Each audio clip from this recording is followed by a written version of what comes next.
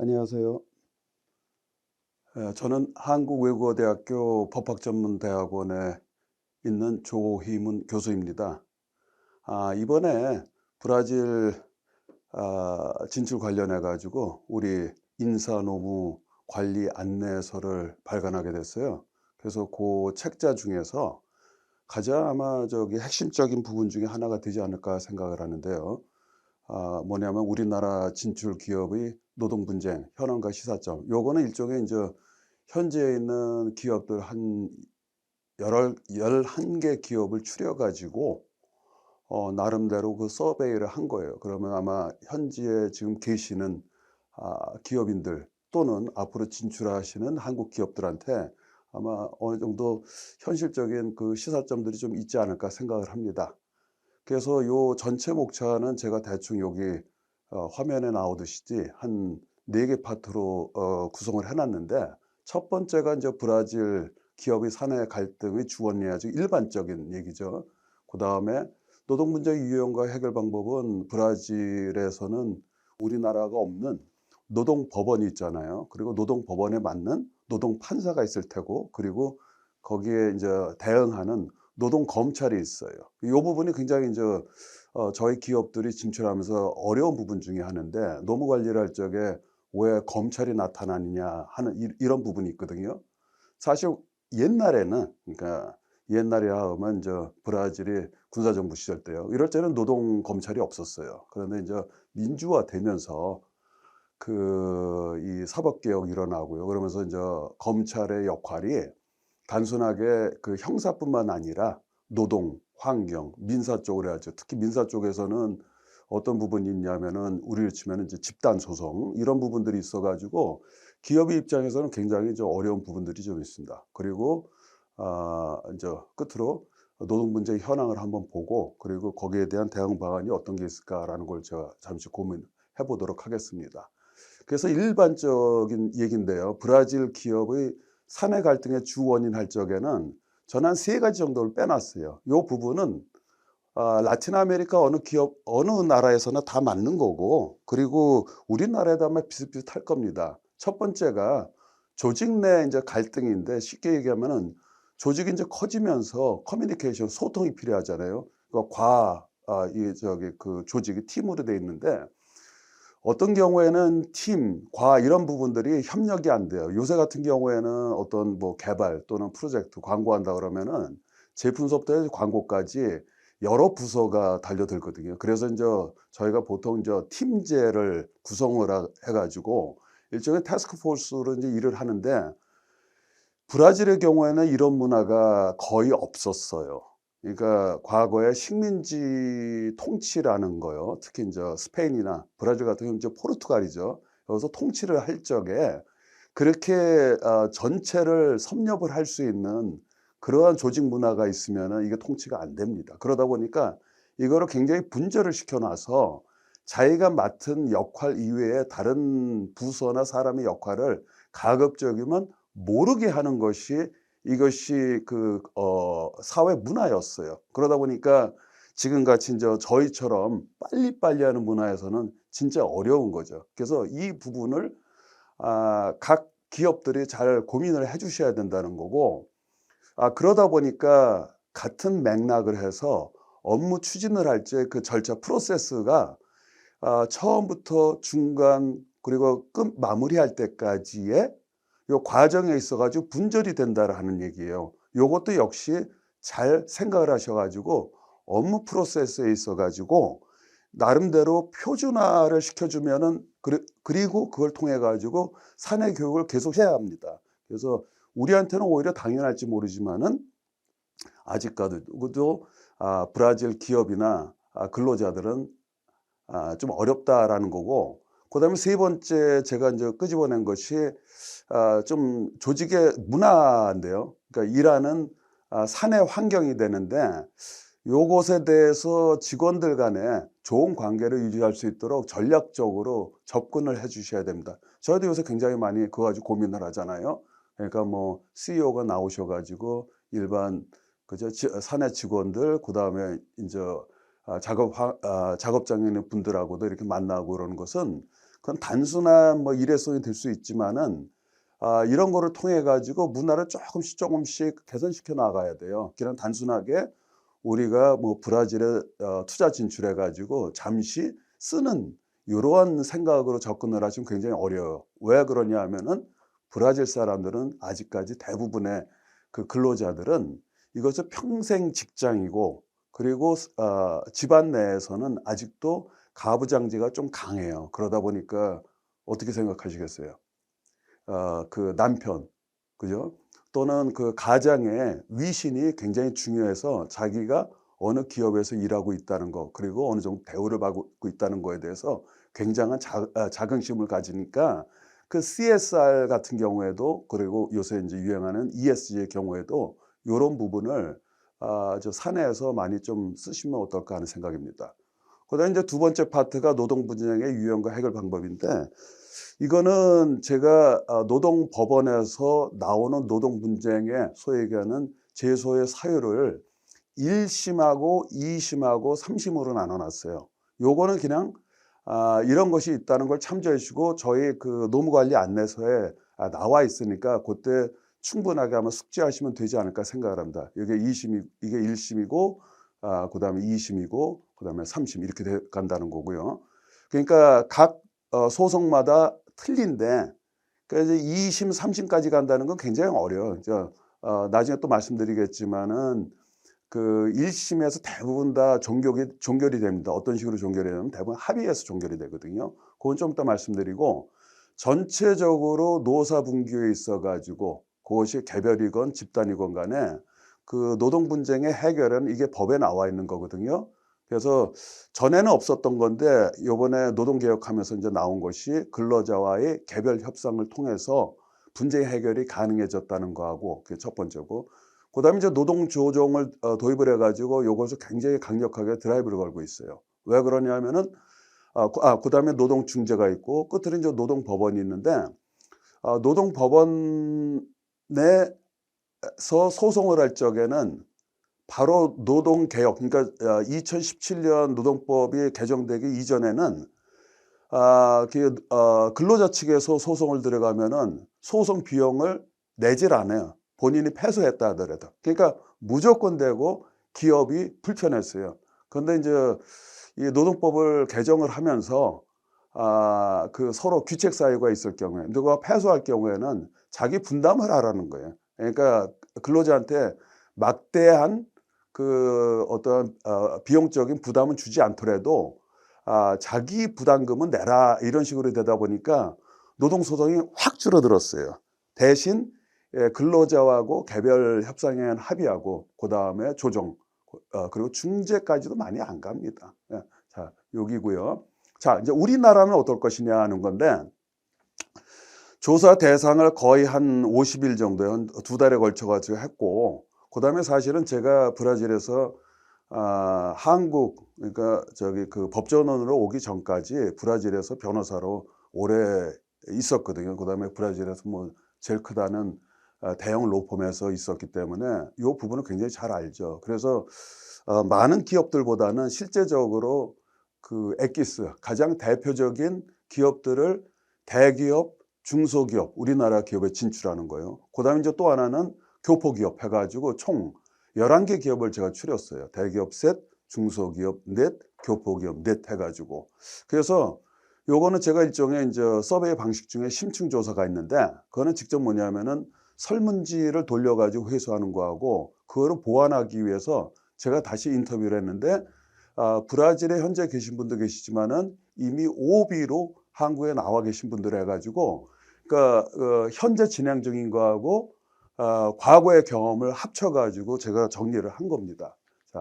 자, 가면은 법인의 형태, 이건 질문이죠. 기본 현황인데, 뭐 100이면 100 다 유한 책임 회사예요. 그러니까 유한 책임 회사는 우리나라로 치면은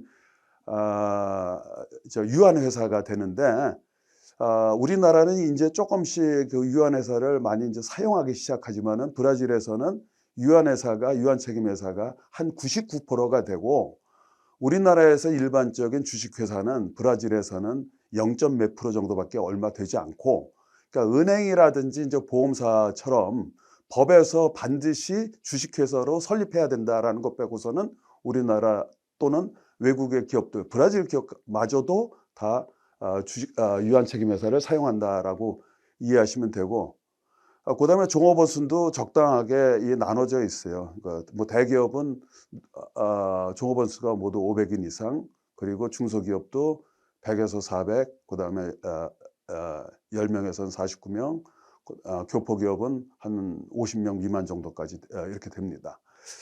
자, 이랬을 적에 소재지는 뭐 주로 뭐 상파울루라든지 뭐 생산법인 경우는 뭐 마나우스, 캄피나스, 타우바테, 피라스카바, 아라라과라, 대충 어딘지 아마 아실 것 같고요. 매출액도 대충 뭐 거기에 맞춰 가지고 분류가 돼 있고, 자, 이제 업종 같은 경우에는 이제 우린 주로 뭐 제조하고 유통 쪽이 많이 가니까요. 근데 요새 이제 의학이라든지 바이오, 정보통신도 들어가더군요. 종업원의 이제 여기서부터 이제 직접 노무 관리 쪽이 되는데, 종업원의 고용 형태는 100% 정규직입니다. 정규직이란 얘기는, 그러니까 고용에 관련돼서는 그렇게 노동소송이 별로 없을 거라는 거죠. 그러면은 잘 생각을 해보시면은 우리나라가 진출기업은 그렇다 치더라도 교포기업들은 어떻게 저기 정규직을 다 고용하느냐. 아까 모두에서 말씀드렸지만은 우리하고 없는 노동검찰, 노동법원이 있기 때문에 가급적이면 법에 있는 것을 다 지키려고 그럽니다. 그리고 인제 이 판매를 하는 기업들의 경우에는 자영업자라든지 아웃도노무를 통해 가지고 그 일종의 커미션 계약을 체결해서 판매를 하기 때문에 요 관계가 약간 좀 차이가 있다는 거, 고거 정도죠. 그리고 그러면 취업에 관련되는 관리 규정이 있느냐? 대기업은 다 있습니다. 당연하겠죠. 그리고 이 교포나 중소기업들도 있다는 거. 오히려 이제 중소기업들이 좀 취약하고, 재미있지만은 교포기업들은 나름대로의 채용 규칙을 가지고 있다라는 것이 굉장히 재미있겠죠. 그래서 중간 정리를 해 드리면은, 브라질에서 노무 관리할 적에 우리나라에서 통할 수 있는 온정주의, 그러니까 저도 외대 같은 경우에는 전 세계 국가들을 인소싱이 가능하기 때문에 물어보면은 뭐 동남아시아라든지 아프리카 이쪽에는 온정주의가 많이 있다 그러는데, 이거는 절대 도움이 안 됩니다라는 것이고, 따라서 노동계약, CTPS라 그러죠. 노동계약의 기재 등록은 100% 합니다라는 것이고, 따라서 아까도 말씀드렸지만은 노동 분쟁의 사유는 고용하고는 큰 문제가 없어요.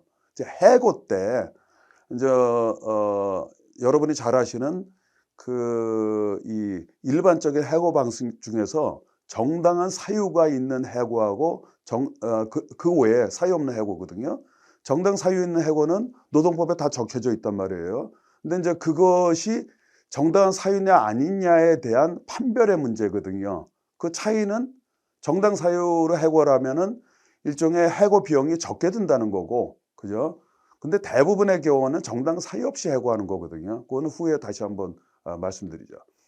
그다음에 직원의 채용 경로를 제가 조사를 해보니까, 대기업의 경우에는 인력 공급 회사를 통해서 해요. 그 이유는 뭐 어떻게 보면 당연할 수 있는 것이, 주로 제조업체가 되다 보니까 그 어떤 제조 라인에 맞는 중간 공급 업체들이 한꺼번에 근로자들을 보내주거든요. 거기서 이제 부족한 부분을 이제 중간 이렇게 채용하는데, 대기업들 얘기를 들어보면은 구인 광고는 거의 안 한다 그러더라고요. 그래서 이제 아마 그 제조업의 특성이고, 그러나 교포나 이제 중소기업들 같은 경우에는 구인 광고인데, 특히 이제 교포들 또는 지인을 통한 소개가 많다 그러더라고요. 그다음에 이제 아까 말씀하셨던 노동계약, 고용을 할 적에 그 노동계약에 대한 기재, 법적인 거는 다 하고 있다라는 거고, 100% 기재고, 그리고 사회보장제도에 이제 우리 치면 이제 나중에 은퇴연금하고 관련되는 거죠. 아니면 실업연금, 이런 것들도 다 등록을 한다. 그럼 왜 그렇게 하느냐? 교포기업까지도. 그 얘기는, 교포기업까지도 주변에 변호사나 아니면은 회계사, 이제 우리와 같은 이제 노무사는 없거든요. 이제 주로 변호사나 회계사가 하는데 이걸 통해 가지고 노무 관리를 잘 하지 않으면은 항상 이런 생각을 해요. 직원을 고용을 할 적에는 항상 노동 분쟁이 있을 것이다라는 생각을 하고 있는 거죠. 그리고 직원 채용에 관해서는 아까 말씀드린 이제 요런 내용이 되고요. 그러면은 인제 인사 관리를 할 적에 인제 고용을 해 가지고 그걸 나중에 그 해고할 때까지 어떤 식으로 관리하느냐. 대기업의 경우에는 이러한 브라질의 특성상 관리 인력을 좀 구축해 두는 편이고 그 외에 인제 외부의 노무관리 업체 그 노무관리 업체라고 할 적은 보통 인제 고거를 전문으로 하는 노무관리를 전문으로 하는 변호사나 회계사 그 사무실을 통해 가지고 보통 이게 하게 되고 저도 인제 실무할 때 그 얘기를 많이 했는데 세무 관리나 노무 관리는 한 4-5 년, 5 년이 되기 전에 한번 외부에서 일종의 감사를 한번 받아 보라 그러거든요. 그렇게 외부에서 감사를 해 보면은 어떤 문제가 있는지를 발견해 내기 때문에 그 비용이 훨씬 나중에 소송 비용보다 싸다라는 거고 그리고 인제 중소기업이나 교포기업의 경우에는 주로 자기가 전담하는 것보다는 결국 인력이 부족하다는 얘기죠. 인제 시차를 두고서 보통 1 주일에 1번 또는 1 달에 1 번씩 그 노무사 그러니까 회계사나 변호사가 출장을 오거나 아니면 그 서류를 직접 관리를 하는 경우가 있습니다. 그리고 인제 업체가 사업을 하면서 가장 큰 애로사항인데 이 부분은 되게 재미있습니다. 대기업의 경우에는 주로 본사에서 파견이 되다 보니까 문화적 차이가 가장 크다라는 거예요. 그 당연하겠죠. 근데 이것이 나중에 오비들 말씀을 들어보더라도 거의 전반적인 얘기를 하는 거예요. 그러니까 우리는 브라질에 진출했는데 그 나라 결국은 이제 3 년에서 5년 정도 체류하다가 다시 인제 다른 쪽으로 이전을 하기 때문에 그 문화에 대한 이해를 잘 못하고 일종의 점령군의 형식으로 가다가 이것이 노동 분쟁화되면서 에필로그가 되겠죠. '아 이게 잘못됐구나.'라는 생각을 많이 했다 그래요. 반면에 중소기업의 경우에는 교포기업도 그렇고요. '적합한 인력 부족이다.' 그러니까 이것이 인제 보통 얘기하는 그 정당 사유가 없는 해고 같아요. 자기가 "생산성이 안 좋다." 이러기 때문에 그냥 해고하는 부분들이거든요. 그래서 요 부분이 하나 있고 반면에 인제 교포기업의 경우에는 현지에서 생활하시는 분들이기 때문에 브라질 문화에 대해서는 굉장히 잘 알고 있어 가지고 그 문화적 차이에 관해서는 그렇게 큰 문제를 가지고 있지 않다라는 거고 그 대표적인 예가 문화적 차이가요. 우리나라에서는 산의 갑질에서 요런 관련되는 법도 최근에 나왔지만은 브라질의 경우는 벌써 2010 년대 초반부터 나와 가지고 이거를 인제 moral harassment 인제 포어로는 아세디오 모랄이라고 얘기를 하는데 제가 이거를 연구를 할 적에 정신적 폭력이라고 이걸 했어요. 그러니까 일종의 psychological violence거든요. 근데 이거를 브라질에서도 노동법에 없다가 법률에 없다가 노동법원에서 이거를 확대 해석을 해 줬어요. 그래서 일종의 적극적 사법주의를 한 거죠. 그러면서 노동 검찰이 인제 어떻게 보면 좀 신났다 할 정도로 가지고 주로 인제 외국 대기업 그다음에 국내외 대기업들을 다 한번 돌아다녔죠. 그래서 이런 것들은 결국 문화적 차이라고 제가 말씀드릴 수 있겠습니다. 그리고 주된 해고 사유를 본다 그러면은 보통 이제 여러 가지겠죠 뭐. 아까 노동법원에서 나오는 그런 건데 저희는 고용하고는 큰 문제가 없어요. 주로 인제 이제 정당 사유가 없는 해고가 대부분이라는 얘기겠죠. 그래서 인제 대기업의 경우는 뭐 상시적으로 인제 퇴사, 해고가 일어나기 때문에 어떤 특별한 해고 사유를 특정하기가 어렵고 중소기업이나 교포기업들은 고용의 숫자가 많지 않으니까 일종의 생산성이 안 좋다거나 부서 간 업무 조정 뭐 이런 거. 그다음에 특히 인제 이런 얘기를 많이 하더라고요. 직원을 고용을 해 봤더니 역량이 너무 부족하더라. 그래서 할 수 없이 해고하는 게 낫지 않느냐라는 것입니다. 그래서 인제 그거는 기업들의 인제 특수성이고 그런 회사 내에서 노조를 통한 종업원들의 단체 행동 라는 질문을 일부러 제가 했어요. 왜냐하면 우리나라에서는 사내노조가 있잖아요. 그런데 브라질에서는 사내노조 결성이 안 됩니다. 아직까지는 결성한 기업들이 있어요.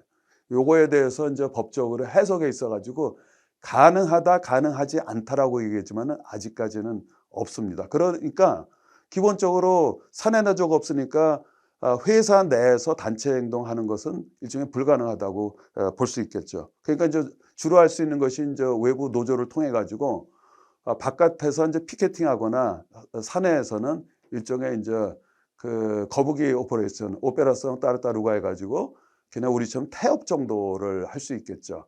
그 다음에 만약에 이제 단체 행동을 이제 내외로 했을 적에 그 발생 원인이 이제 주로 무엇이냐 그래가지고 이제 복수 이제 응답을 하라 했을 적에는 그 작업 환경, 과중한 업무 등 뭐 주로 이런 것들이고요. 최근에는 이제 어떤 모 기업의 경우에는 뭐 저기 본사의 어떤 생산 구조 조정에 의해 가지고 공장 폐쇄가 일어났잖아요. 이건 당연히 실효의 문제이기 때문에 노조를 통한 단체 행동은 뭐 당연하겠죠. 그리고 기타 이제 중소나 교포 기업들 같은 경우 단체 행동이 어렵죠. 그래서 이제 그런 부분이고 그 최근 특정을 해 가지고 3 년간의 그 노동 분쟁의 발생 건수를 대략 이렇게 해 보니까 대기업들은 노동 분쟁이라는 것이 인제 개별 집단 다 합치다 보니까 상시적이에요. 그래서 100건 이상.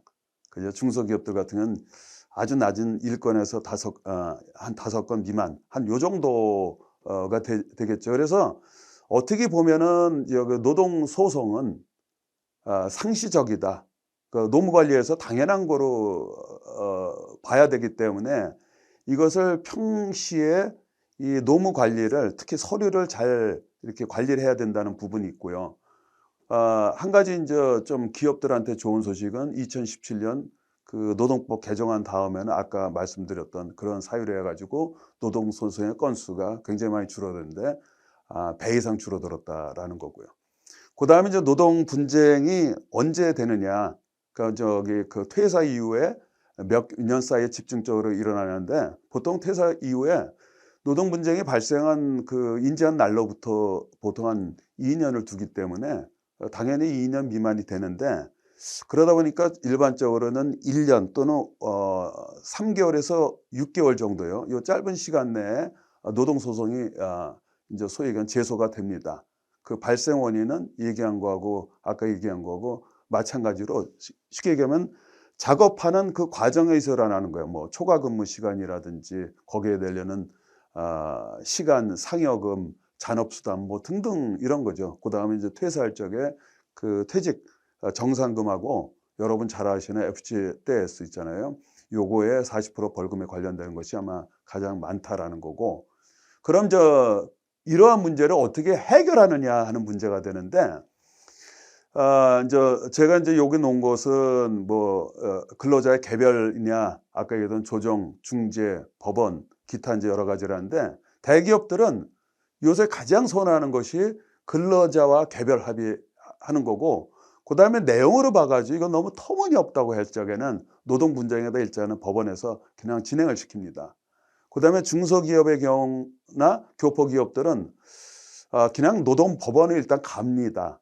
왜 그러냐 하면은 자 여기서 노동법원을 택한 경우에 1 심에서 합의 또는 판결로 종료하냐고 인제 제가 문의를 했는데 그거는 왜 그러냐 하면은 뭐 대부분 1 심에서 그 과정에서 합의 또는 판결로 종료를 하거든요. 그게 뭐냐면은 2 심이나 3심 항소는 거의 없고 그거는 진짜 법적인 문제고 1 심에서 노동법원이 과거에는 일종의 조정법원의 역할을 했어요. 그러다 지금은 인제 신급제로 해 가지고 1심 진짜 확실한 법원이 됐는데 이 일종의 매뉴얼에서 최소한도 소송을 진행하는 동안에 최소 2회 이상 당사자들하고 조정을 시도를 하게 해요. 그러니까 원칙이 일단은 합의해 가지고 해결하라는 쪽이거든요. 그러다 보니까 그 쌍방이 다 가급적이면 거기서 액수 조정을 하게 됩니다. 그래서 저도 레코멘데이션 중에 하나가 가급적 1심 판결 특별한 거 아니면은 받는 것보다는 대부분 다 조정해서 끝내고 요새 이제 대기업 같은 경우에는 그 노무 관리 직원 또는 외주가 되어 있기 때문에 그냥 거기서 끝내는 게 좋고, 그다음에 인제 아까 말씀드렸던 그 정신적 폭력에 관한 사항인데, 뭐 얘기하거나 얘기하지 않거나 다 우리나라 대기업들은 다 한 번씩 경험을 했을 겁니다. 그래서 인제 요거를 아 민사 분야이기 때문에, 노동 검찰이 수사하는 것이 민사 분야이기 때문에 일부러 법률 용어를 조사라 그래요. 조사. 그래 가지고 조사권이라고 하는데 사실은 수사권이나 마찬가지예요. 그러니까 일단은 뭐 검사가 공장으로 들어와 가지고 이러이러한 문제가 있으니까 너 그 필요한 자료 이거 내놓으라고 하는 거니까, 사실 뭐 안 내놓을 수 있어요. 다 뺏어가는 거죠. 그러니까 일종의 소송이라는 것은 결국은 증거가 중요한 건데, 일반인이 인제 노무 근로자가 가서 증거 달라 그러면 주겠습니까? 근데 검사가 가서 달라 그러면은 뺏기다시피 인제 주게 되죠. 그러다 보니까 일종의 인제 그 검사 입장에서는 충분한 자료를 가지고서 조사를 하다 보니까 이것이 조사가 종료될 쯤 되면은 이것이 인제 귀책 사유가 일종의 누가 잘못인지, 그 유죄냐 무죄냐라는 거 대충 나오거든요. 그럼 이제 그걸 가지고서 인제 검찰에서 그 해당되는 기업한테 이제 합의를 종료하죠. 그거를 인제 우리 치면은 그 공정거래위원회에서 인제 보통 얘기하는 동의 의결 있잖아요. 동의 의결 정도의 것이 되는데, 그 동의 의결하면 그거를 받아주잖아요. 근데 그 동의 의결에서 받아줄 적이 일종의 벌금에 나오는데, 이것이 실제적으로 귀책 사유에 의한 벌금이냐 아니냐는 굉장히 중요한데, 아직도 학문적으로 이론이 분분할 뿐 그 성격은 내놓질 않아요. 요게 인제 모호하게 해 놔야지 기업에서 그 이 동의 의결을 할 거 아닙니까? 만약에 안 한다 그러면 노동법원은 그 검찰은 노동법원으로 바로 소송 들어가요. 요 소송의 이름이 공익민사소송이에요. 그죠? 그러니까 우리나라 일종의 그 집단 소송의 형격인데, 왜 그러냐면 이러한 소송들은, 그러니까 검찰이 움직일 경우에는 어떠한 근로자의 개별적인 이익을 보호하기 위해서 작동을 하는 게 아니라, 물론 그 개별적인 근로자가 피해를 입었지만은 그 사항이 다른 노동자들한테도 파급이 될 수 있는 집단적인 성격이고 공익적인 성격이기 때문에 작동을 하는 거거든요. 그러다 보니까 브라질식의 집단 그 노동 소송이 되는 공익 민사 소송을 들어가게 된다라는 것이에요. 그래서 가급적이면은 진짜 억울할 경우에는 노동법원까지 갈지 모르지만은, 아마 검찰이 제시하는 증거물 가지고서 확인해 보면은 아마 실의가 아마 따지게 될 거죠. 그렇죠. 그런 것이 있고, 동의 의결 제의가 있는 경우 어떻게 대응했느냐 그랬을 때, 대기업들의 경우에는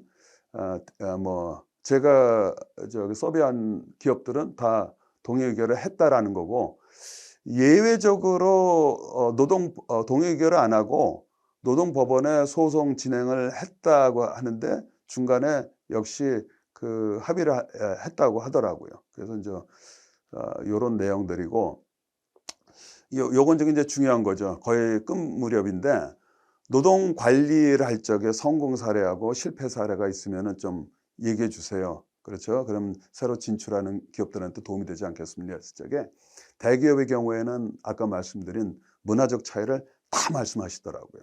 그리고 현지인을 많이 좀 이해를 하자. 그래서 그 현지인들을 그 지역 현지인 할 때는 둘이 돼요. 그 지역하고 그다음에 인제 그 종업원들을 그 받아들이는, 그죠? 가족같이 그 이해를 해 주는 거 하나하고, 그리고 기업이 가 가지고 그 지역이라든지 그 사람들한테 뭔가 도움이 된다는, 같이 상생한다는 그런 개념을 많이 심어 줘야 되거든요. 그러니까 결국은 현지 문화를 존중을 하면서 법과 규정을 정확하게 지켜야 되잖아요. 그러니까 법률을 준수하는 거를 기반으로 하면서 그 일종의 소프트 파워를 의 역량을 키우라는 것이죠. 그게 하나고, 그리고 일반적으로 그 노무 관리는 기업이 인제 규모가 있으면은 그 노무 관리 전담 직원하고, 그리고 노무관리 전담 직원은 이제 회계관리까지 이제 재무관리까지 같이 하시면 되겠죠. 그리고 외부의 전문 인력을 꼭 사용을 같이 안 하는 거고, 특히 인제 출퇴근에 있어야지 시간표 찍는 거 있잖아요. 고거를 좀 정확히 해 가지고, 왜냐하면은 이 퇴근해 놓고 또 다시 돌아와 가지고 회사 내에서 또 노는 시간을 보내는 사람들이 있어요. 위험하거든요. 그거 나중에 그거 다 문제가 발생을 할 수 있는 게 왜 그러냐면은, 노동법의 기본 원칙은 사실 원칙이에요. 그러니까 그래 가지고 사실상의 무슨 일이 있었다 그러면 그거를 쫓아가지 어떠한 뭐 시간적인 체크, 그게 중요하지를 않거든요. 그래서 내보낼 건 확실하게 내보내고, 그리고서도 퇴사 직원들의 경우에도 "너도 우리 회사의 가족이었다."라는 이러한 연대감을 가급적이면 계속 유지시켜 주도록 하는 것이 굉장히 중요하다라는 것이에요. 그다음에 이제 끝으로 하나 말씀드리면은, 노동 분쟁이 발생을 한다 그러면은, 그죠? 가급적이면은 노동법원에서 보통 변론기일을 주잖아요. 그 전에 가급적이면은 적정한 수준에서 합의하는 것이 제일 좋다라는 거고, 그리고 브라질은 법치 국가예요. 그래 가지고 왜냐면 유럽의 그 문화를 가져왔거든요. 그러다 보니까 확실히 경제적으로는 저희보다, 그죠, 약간 수준이 낮음에도 불구하고 그 법률을 준수하는 그 법률 문화는 우리보다 높다고 아마 생각을 하시면 됩니다. 그래서 문제가 있으면은 첫째, 그 법을 준수를 하면서 그 위에다가 말씀하신 문화적인 힘, 소프트 파워 역량을 키우셔서 해결하시는 것이 가장 좋다고 저는 생각을 합니다. 그럼 이 대응 방안 그 얘기인 것도 이제 다시 한번 쭉 요게 정리를 해 보면은, 이거는 브라질에서 계속해서 서베이 들어가는 거거든요. 브라질의 근로자들, 그죠? 이 가장 회사에 바라는 걸 순서대로 하면은 요 앞에 인제 제가 마킹한 것들이 아마 가장 일반적인 게 아닌가 제 생각을 합니다. 직장 회사에 대한 어떠한 자긍심 있죠. 이게 굉장히 중요합니다. 그다음에 아직도 평생 직장의 그 개념이 굉장히 크기 때문에 그 직장 안정, 그다음에 자기 스스로가 어떠한 발전할 수 있는 그 기회, 그리고 그 작업 환경을 뭐 좋으면 좋겠죠. 그리고 사내에서 또는 사회로 해 가지고 직원들을 계속해서 교육을 시켜 준다. 그런 이 교육이라는 것은 뭐 잘 아시겠지만은, 저희도 힘들었던 시절에 이게 뭐 가족이 교육을 시키잖아요. 뭐 지금도 애들 교육에는 굉장히 신경을 쓰시잖아요. 그와 마찬가지로 이 어떤 회사에서 나한테 교육을 시켜줄 수 있다. 여기서 힌트 하나 더 가죠. 거기에다 포함을 해 가지고 직장인들의 자녀 교육까지 관심을 둔다 그러면, 이거는 어떻게 얘기하면 대박이죠, 대박. 그리고 업무 지시는 반드시 명확하게 해야 됩니다. 이게 브라질의 경우에는 직원을 고용을 할 적에 고용의 목적이 있어요. 그것이 당신은 무슨 일을 하기 위해서 고용을 한다 그러거든요. 근데 사내에 들어 가지고 다른 별도의 교육 없이 그냥 이쪽에서는 너 더 이상 일이 없으니까 다른 쪽으로 업무 재배치를 하잖아요. 요것이 뭐냐 하면은 정당 사유 없는 퇴사의 원인이 되고, 그리고 이 좀 더 확대시키면 이잖아요, 정신적 폭력도 돼요. 그래서 요런 부분들 잘 생각을 하셔야 되고, 끝으로 어떤 처음에 말씀하셨던 사내에서의 요런 소통, 요런 부분들을 좀 많이 생각을 하시면은 아마 되지 않을까 생각을 합니다. 뭐 짧은 시간이지만은 제가 말씀을 드렸는데, 브라질에서는 아까 말씀드렸듯이 가장 중요한 것이 이러한 노동 법원이 있고 노동 검찰이 있고, 그다음에 이 법률을 상당히 준수하는 분야고 사내 노조가 없다라는 거, 요런 부분들을 잘 인식하시고, 그리고 인제 노동 검찰이나 노동 법원은 항상 in dubio pro labore 해 가지고 의심날 경우는 무조건 되고 약자인 근로자 편을 들라고 하거든요. 그러면 이제 반대로 해 가지고 이런 생각을 해 보세요. 전 세계에서 아시아가 굉장히 빨리 성장을 하고, 특히 인제 한국은 전 세계에서 굉장히 많이 주목을 받고 있잖아요. 이럴수록에 일종의 모범국도 또 모범 기업의 역할을 갖다 집어넣기가 되게 좋거든요. 그러니까 공권력에 대해서도 약간 좀 그 우호적인, 그다음에 우리나라 문화, 특히 기업 문화 같은 경우는 굉장히 근로자들을 위해서 굉장히 많이 생각을 하는구나. 그래서 CSR이나 아까 말씀하신 ESG나 그다음에 요새 ODA 쪽도 이제 많이 들어가고 있는데, 정부 입장에서도 그거를 같이 이렇게 좀 시너지 효과를 받을 수 있도록 굉장히 많이 이러한 우호적인 우리나라 어떤 기업 문화를 많이 세우는 것도 좋지 않나 하는 생각입니다. 그래서 인제 뭐 여러 가지 여기서 얘기를 했지만은 결국은 정리하는 건 딱 그거죠. 요 이것저것 좀 많이 썼거든요. 쭉 해서 써 놓고. 여기는 걸 다 이미 말씀드린 겁니다. 정리하면 그거예요. 기업은 사실은 우리나라의 이미지를 브라질에다가 심는 거거든요. 그러니까 인제 어느 정도 이렇게 해서 선진국, 그다음에 선진 기업으로서의 나름대로의 사회적인 책무도 있고 하기 때문에 현지 종업원들을 고용을 할 적에 단순하게 '문제를 좀 해결하자.'라는 것보다는 이들한테 우리의 경험을 전수하면서 같이 포용하자는 고러한 굉장히 긍정적인 마인드를 가면은 훨씬 노무 관리를 할 적에 도움이 되지 않을까 생각합니다. 자, 여기까지 제 강의는 마치도록 하겠습니다. 네, 대단히 감사합니다.